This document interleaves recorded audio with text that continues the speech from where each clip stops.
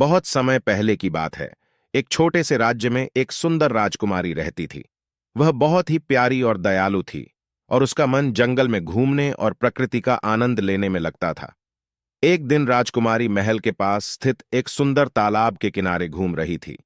उसने सोने की एक गेंद अपने साथ ले रखी थी, जिसे वह तालाब के किनारे उछाल उछाल कर खेल रही थी। खेलते खेलते अचानक वह गेंद उसके हाथ से फिसल गई और सीधे तालाब में गिर गई। राजकुमारी बहुत परेशान हो गई और तालाब के किनारे बैठकर रोने लगी। तभी तालाब से एक मेंढक बाहर आया और बोला, हे राजकुमारी, तुम क्यों रो रही हो? राजकुमारी ने रोते हुए कहा, मेरी सोने की गेंद तालाब में गिर गई है और मैं उसे पाने के लिए कुछ भी नहीं कर सकती। मेंढक ने कहा, अगर मैं तुम्हारी सोने की गेंद वापस लाऊं तो क्या तुम मुझसे एक वादा करोगी? राजकुमारी ने बिना सोचे समझे कहा, हां, मैं तुम्हें जो चाहोगे वह दूंगी, बस मेरी गेंद वापस ला दो। मेंढक तालाब में कूदा और कुछ ही देर में सोने की गेंद लेकर वापस आया। राजकुमारी बहुत खुश हुई और उसने सोचा कि अब मेंढक को कुछ नहीं देना पड़ेगा। लेकिन मेंढक ने उसे याद दिलाया, राजकुमारी, तुम्हें मुझसे किया वादा याद है। मैं तुम्हारे साथ महल में रहना चाहता हूं, तुम्हारे साथ खाना चाहता हूं और तुम्हारे बिस्तर पर सोना चाहता हूं।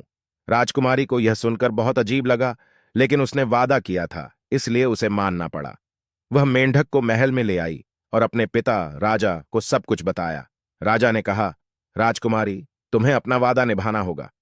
पहले तो राजकुमारी को बहुत अजीब लगा, लेकिन धीरे धीरे उसने देखा कि मेंढक बहुत ही अच्छा और समझदार था। वह मेंढक के साथ खाना खाने लगी और उसे अपने कमरे में भी जगह दी।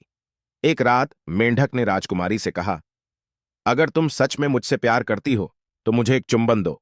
राजकुमारी ने हिचकिचाते हुए मेंढक को चूम लिया। अचानक मेंढक एक सुंदर राजकुमार में बदल गया। उसने बताया कि एक बुरी जादूगरनी ने उसे मेंढक बना दिया था और केवल एक सच्चे प्रेम के चुंबन से ही वह फिर से मानव रूप में आ सकता था। राजकुमारी और राजकुमार की शादी हो गई और वे खुशी खुशी महल में रहने लगे। इस तरह एक छोटे से तालाब के मेंढक की कहानी ने राजकुमारी को उसका सच्चा प्रेम दिलाया और दोनों ने मिलकर अपना जीवन सुखमय बना लिया।